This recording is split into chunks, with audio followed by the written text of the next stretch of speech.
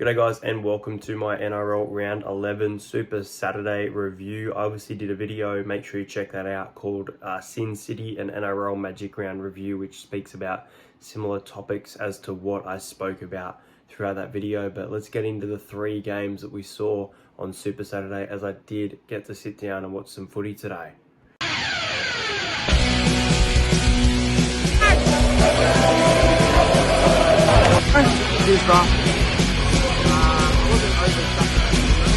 Subscribe to Entertainer.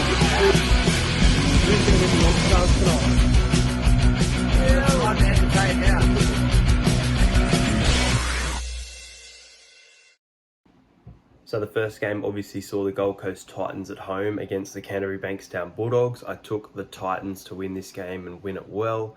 I did predict one thing on the channel during my tips, which was AJ Brimson to score a double. If you check my Instagram, I also took him as first try scorer, so nice little pick there.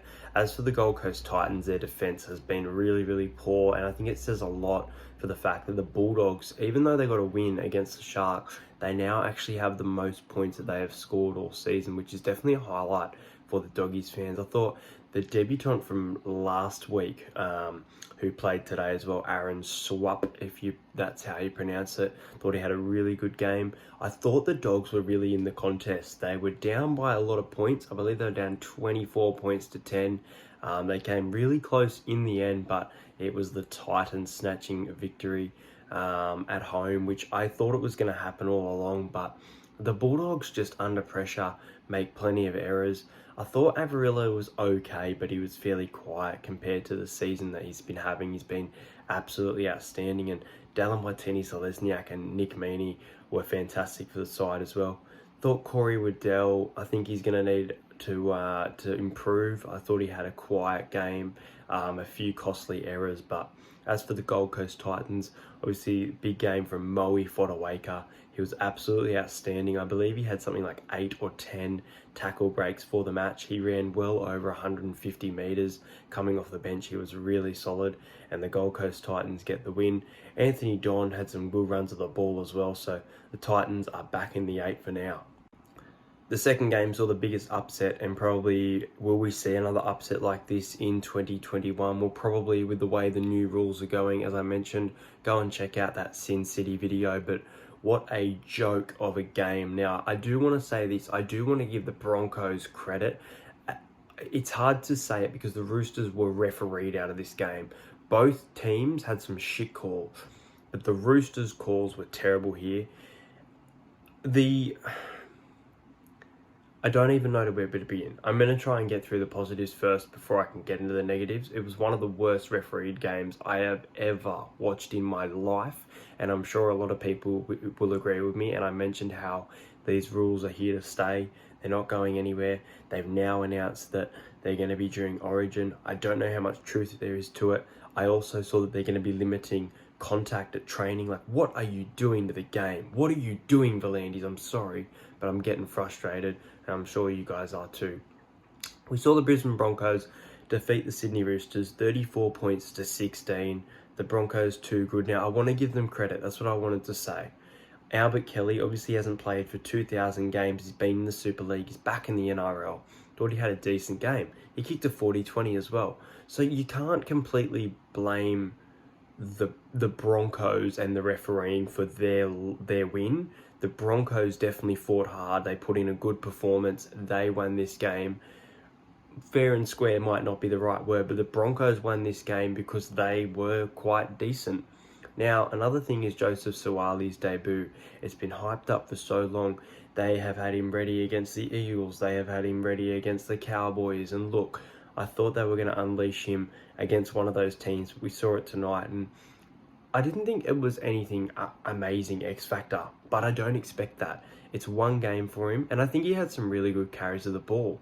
His defense is okay, and I don't think you can, right now, I've seen people call him a once-in-a-generation player, which you got to be careful putting these tags on players and then their confidence being boosted and then them coming out having shockers, and it can kill you. We've seen that it's happened with players in the past, and I just don't want that to happen. But in my opinion, I thought it was a decent debut from Joseph Suaalii, and I wonder if he will be back in the side next week.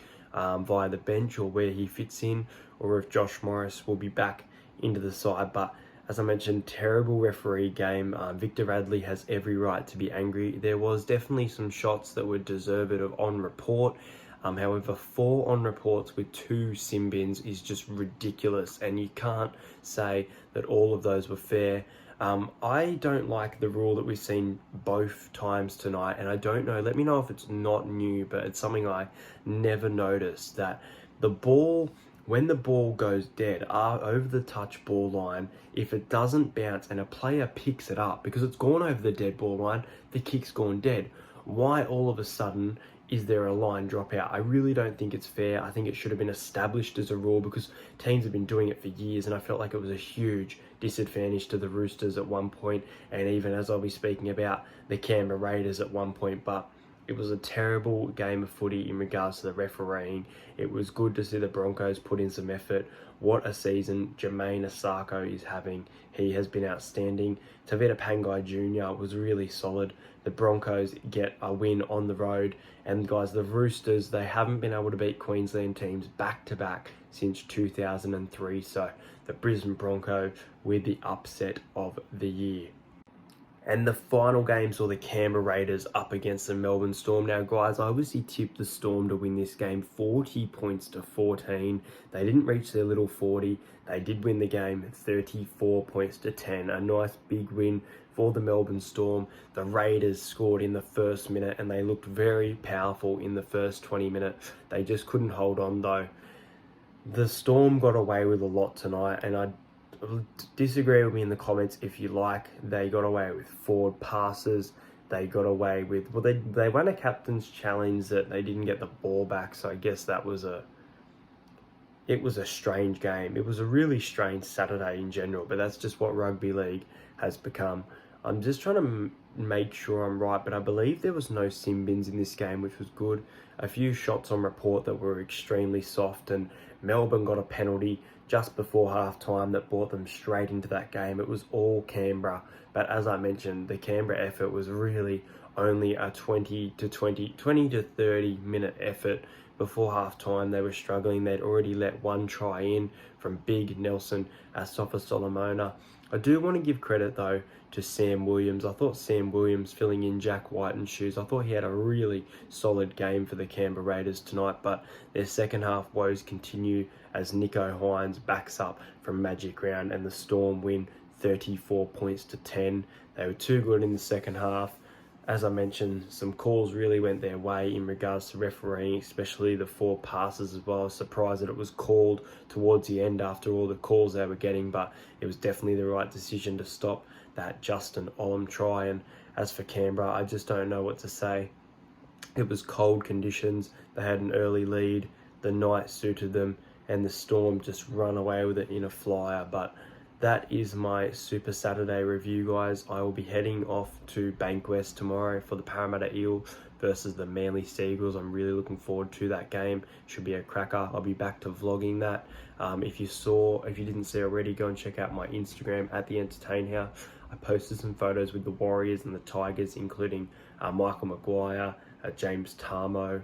I went to the Warriors and Tigers game. I did not do a vlog for that one. It was kind of a last minute decision, but make sure you like and subscribe to the channel, guys, and I will see you guys later.